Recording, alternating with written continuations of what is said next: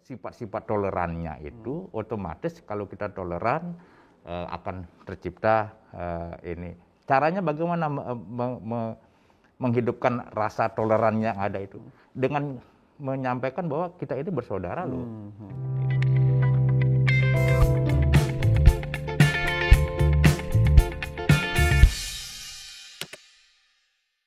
Oke, Assalamualaikum warahmatullahi wabarakatuh. Jumpa lagi bersama saya Budi Hartawan di acara Ngobras, ngobrol santai bareng sambil silaturahim. Dan pada episode kali ini kita sudah kedatangan tamu, beliau dari PHDI, Parisada Hindu Dharma Indonesia, dan beliau adalah Panindita Astono Chandradana SE MM MBA. Selamat datang Pak Chandra. Kita senang sekali Bapak bisa hadir di tempat kami yang sederhana ini untuk ya ngobrol-ngobrol, Pak. Pak Chandra, boleh saya tahu bagaimana PHDI awal mulanya berdiri? Apakah ini karena tuntutan umat atau memang kita harus buat ini sebuah wadah, atau bagaimana awal berdirinya PHDI ini? Terima kasih Mas Punten, Budi. Mas Budi. Terima kasih Mas Budi. Sebelumnya salam dari saya, Om Swastiastu. Assalamualaikum warahmatullahi wabarakatuh. Izin saya akan mencoba menjelaskan sejarah berdirinya Parisada Hindu. Jadi ini sejak zaman Indonesia diproklamirkan. Pada saat itu memang kita komunitas agama Hindu memang belum ada, belum dapat pengakuan, sehingga padahal kami ada eksis, tapi tidak menggunakan idiom nama Hindu. Jadi waktu itu kalau dari sejarahnya, waktu zaman kerajaan Mojopahit dulu ada namanya keyakinan Siwa Buddha. Siwa Buddha. Nah, Siwa Buddha ini yang berkembang terus karena kan dulu waktu zaman Majapahit runtuh, kemudian para ada banyak yang hijrah ke Bali, ada yang ke Tengger gitu. Nah, di situ kemudian kita tetap mempertahankan adat, tradisi, serta keyakinan dan kepercayaannya sama. Gitu. Nah, itu berkembang. Kemudian waktu zaman Indonesia diproklamirkan, di sana kita belum mendapatkan pengakuan.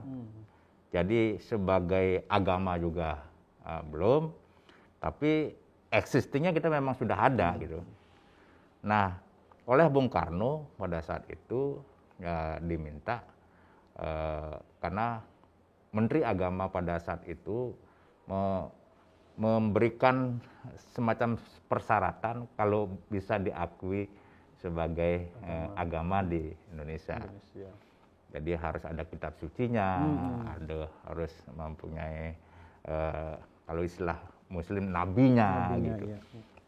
Kemudian ada juga umat yang sudah pasti kan ada ini. Nah ini kita sampaikan, kita punya ini, tapi biar ada mengglobal di secara internasional juga ada, makanya kemudian dicari yang kira-kira pas dengan apa yang selama ini existing terjadi dilakukan di Bali. Waktu itu kan masih komunitas terbesarnya nanti di Bali pada saat itu. Adalah begitu dicari benchmarknya ternyata lebih mengena ke keyakinan yang ada di India. India. Jadi pada waktu itu ada keyakinan yang disebut Hindu. Nah, Hindu inilah akhirnya kemudian diadopsi. Jadi nama Hindu itu baru dikukuhkan, baru muncul tahun 58.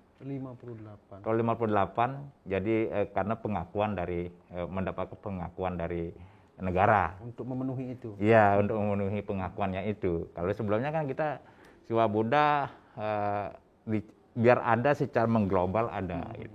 Nah kita ngambil nomenklatur Hindu.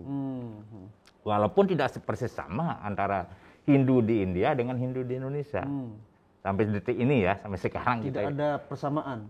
Persamaan sih ada, tetapi tidak terlihat seperti misalnya saudara-saudara kami dari Muslim misalnya yang di Arab dengan di sini sama semua cara ininya sholatnya sama. Kalau di kita beda, gitu. Masing-masing kita menyesuaikan dengan adat, istiadat, iradat yang berkembang di lokal di setempat. Berlokalitas. Iya, jadi apa nih istilahnya local wisdom ya. Jadi local wisdomnya itu yang disesuaikan ke sana. Sehingga nah karena harus baru dapat pengakuan itu di tahun 58 barulah itu umat Hindu itu diinikan. Nah, karena kemudian dalam perkembangannya kan kita butuh ada bagaimana pembinaan, bagaimana ini yang harus mau tidak mau para katakanlah pimpinan umat dulu pada zaman-zaman itu berupaya bagaimana caranya agar kita ada wadah yang bisa mewadahi. Nah, pada waktu itu kita karena belum secara menasional, masih terbatas lingkup di Bali. Jadi pada waktu itu dibuatlah namanya Parisada Hindu Bali. Parisada Hindu Bali. Parisada Hindu Bali. Awalnya. Nah, kemudian dalam perkembangannya ternyata di tanah Jawa juga ada yang sama nih melakukan kegiatannya di Tengger, di Jawa Tengahnya sendiri yang bekas Mataram Hindunya itu masih ada. Kemudian di Kaharingan, di Tanah Toraja, kemudian di Karo. Jadi sampai di Kei yang di Maluku Ternate itu kok sama. Hampir kok sama ini mereka ininya. Akhirnya biar tidak istilahnya biar bisa mewadahi secara nasional Indonesia, makanya Parisada Hindu Bali itu kemudian dirubah pada suatu ajang semacam musyawarah besarnya gitu. Melakukan perubahan menjadi Parisada Hindu Dharma Indonesia. Hindu Dharma Indonesia. Ya. Baik Pak Pandita, apakah selama setelah diakui atau sebelum diakui begitu, apakah terdapat riak-riak misalnya di umat atau misalnya di kalangan kalangan tokoh agamanya yang begitu yang mengatakan bahwa misalnya sudah kalau kayak ini kok sulit banget apa kita ya pikiran-pikiran yang ekstrim lah kira-kira gitu. Apakah riak-riak ini juga ada di pada zamannya pasti ada. Kita yakin itu pasti ada. Tetapi kan itu mampu dielaborasi oleh para pimpinan pada saat itu. Jadi dengan kebesaran karena kita gini, kami ada filosofi dasar yang namanya kita mengembangkan filosofi Tatwam Asi dan Wasudewa Kutumbakam. Jadi kalau kita memang pegangan kita Wasudewa Kutumbakam dan yang dimana kita semua adalah bersaudara, makhluk ciptaan Tuhan itu makhluk ciptaannya dari Gusti Hyang Widi ini adalah sama-sama merupakan ciptaan beliau, berarti sama kayak istilahnya seorang ibu melahirkan ada sekian anak, anak-anak ini namanya bersaudara, karena yang melahirkan satu. Gitu. Sama juga kita punya keyakinan, karena Tuhan yang menciptakan, ide Sang Hyang Widiwasa ini yang menciptakan, makanya semua ciptaannya beliau adalah saudara kita. Itu Wasudewa Kutumbakam. Dan juga ada Tatwamasi, engkau adalah aku adalah engkau. Nah, filosofi dasar inilah yang kemudian mengetuk nurani masing-masing ini, sehingga ya udah kita harus lebih bisa menerima perbedaan seperti itu. Memang awal-awalnya pasti saya yakin walaupun pada saat itu saya belum lahir ceritanya. Jadi kejadian itu pasti ada dimanapun, karena kan biasanya ada area-area seperti itu. Tapi itu mampu diredam, dielaborasi sedemikian rupa sehingga dan relatif dengan filosofi dasar inilah yang membuat kita sampai detik ini terlihat di komunitas agama-agama yang ada di Nusantara ini kita terasa paling artinya adem, tidak ada perpecahan, tidak ada ini, karena itu filosofi itu, kita ini bersaudara loh, aja. Jadi nggak usahlah kita terlalu. Artinya persaudaraan itu bukan hanya di lingkup Hindunya saja, tetapi persaudaraan juga dengan di luar Hindunya, begitu. Itulah yang makanya kenapa kemarin waktu di BNPT ini mengadakan penuhnya gugus tugas itu, jadi saya dengan dari berdasarkan amanat dari Majelis Parisada Hindu ini, ditugaskanlah kami ke sini, ya saya harus artinya ini memang tugas kita bersama, kita harus mensosialisasikan bahwa kalau ada, jangan sampai umat kita mempunyai pemikiran-pemikiran yang katakanlah kalau tidak toleran gitu. Karena toleransi itu kan awalnya itu kan kalau memang kita bisa menggali sifat-sifat tolerannya itu, otomatis kalau kita toleran akan tercipta ini. Caranya bagaimana menghidupkan rasa toleran yang ada itu? Dengan menyampaikan bahwa kita ini bersaudara loh. Gitu. Kita ini loh gitu. Jadi jangan sampai nanti kita katakanlah justru membuat orang lain katakanlah tersakiti. Nah, makanya tolerannya ini yang kita kembangkan. Jadi dasar kalau begitu kemarin waktu kami, saya juga ikut hadir waktu BNPT mengadakan pertemuan pertama itu.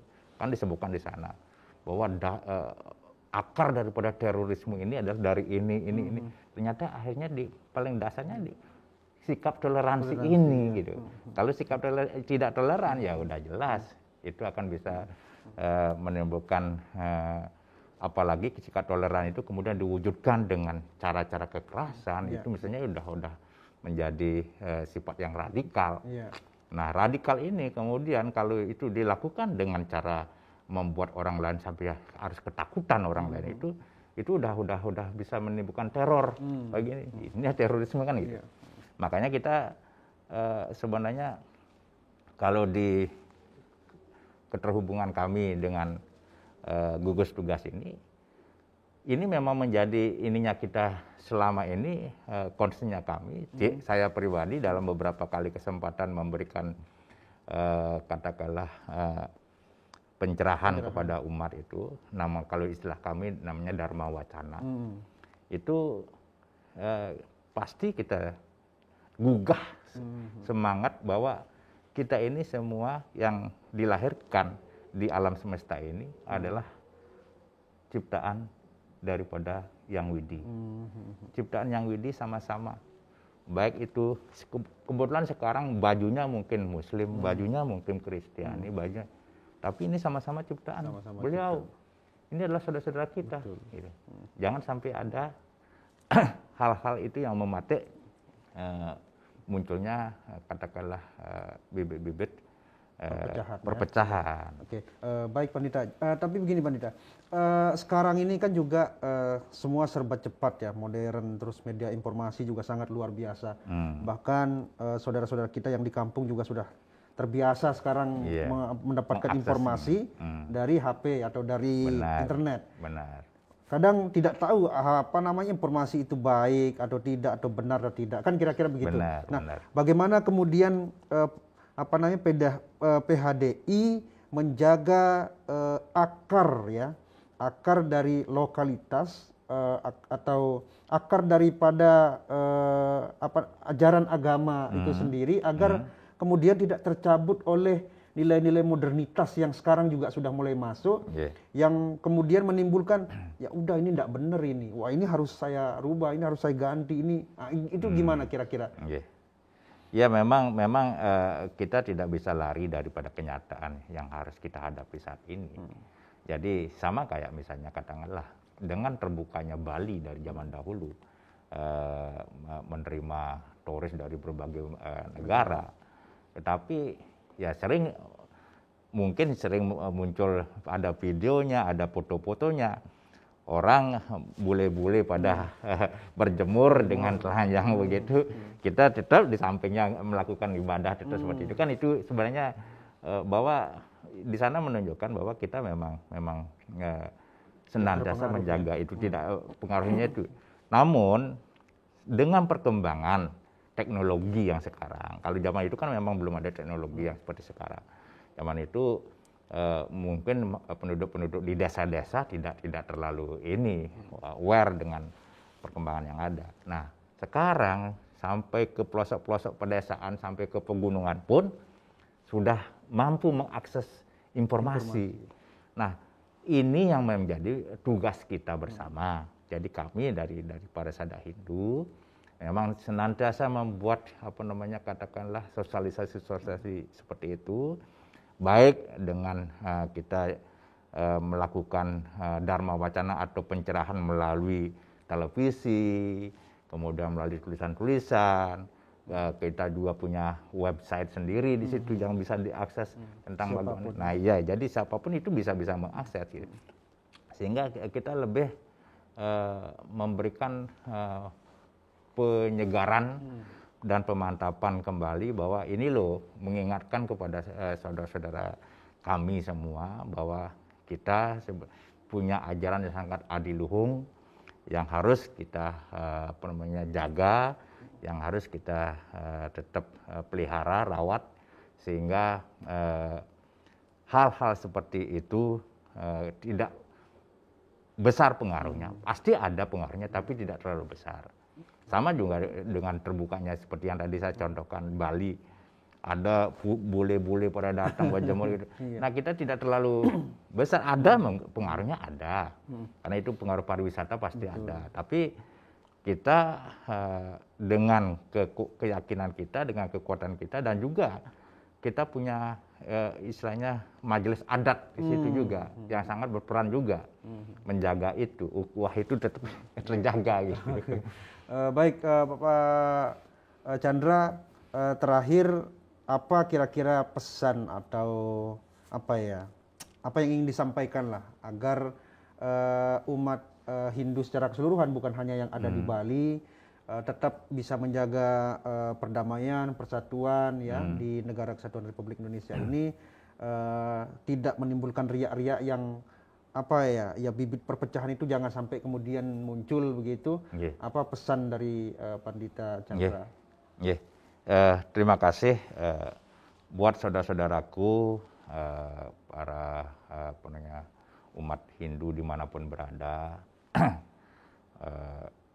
Kita mohon tetap dijaga, dipelihara, dan diamalkan bahwa kita punya basic ajaran-ajaran yang sangat adiluhung. Jadi kita hidup di negara Republik Indonesia yang notabene sangat berbineka. Jadi kita punya falsafah bangsa yang sangat adiluhung, Bhinneka Tunggal Ika. Itu adalah ajaran leluhur kita. Jadi Bhina Ika, Tunggal Ika. Jadi berbeda itu sejatinya satu gitu. Nah, jadi kalau memang kita punya sudah kita tahu bahwa ini adalah merupakan sebuah kenyataan yang tidak bisa kita elakkan, fakta yang memang tidak bisa kita pungkiri bahwa di negara ini adalah sangat berbineka, sangat berbeda-beda, banyak suku, agama, bahasa, dan lain. Nah, oleh karena itu tetap pegang ajaran kita, ajaran leluhur kita, ajaran kitab suci kita, yakni bagaimana kita senantiasa menempatkan bahwa kita hidup di alam semesta ini bersama saudara-saudara kita semua. Kita memiliki juga prinsip-prinsip di mana Trikaya Parisuddha. Jadi bagaimana kita dalam berkomunikasi dengan orang, dalam berbicaranya harus sopannya seperti apa. Itu kan sudah ada kayika, wacika, manacika. Bagaimana kita berpikir yang baik, bagaimana kita berkata yang baik, bagaimana kita berbuat yang baik, sehingga tidak sampai menyinggung harkat dan martabat orang lain. Ini yang harus tetap kita jaga, kita pegang teguh sebagai umat Hindu, dan saya yakin kalau itu kita jalankan dengan baik, astungkare om aginamastu, kalau saudara saya menyebutkan insya Allah, ini negara kita akan bisa aman dan tenteram seperti yang kita harapkan. Amin, amin. Terima kasih Pandita Astono Chandra Dana atas waktunya. Kurang lebihnya saya mohon maaf bila misalnya nanti ada hal-hal yang kurang berkenan. Demikian ngobras bersama kami berdua. Saya pamit undur diri. Assalamualaikum warahmatullahi wabarakatuh. Om. Om Santi, Santi, Santi, Om.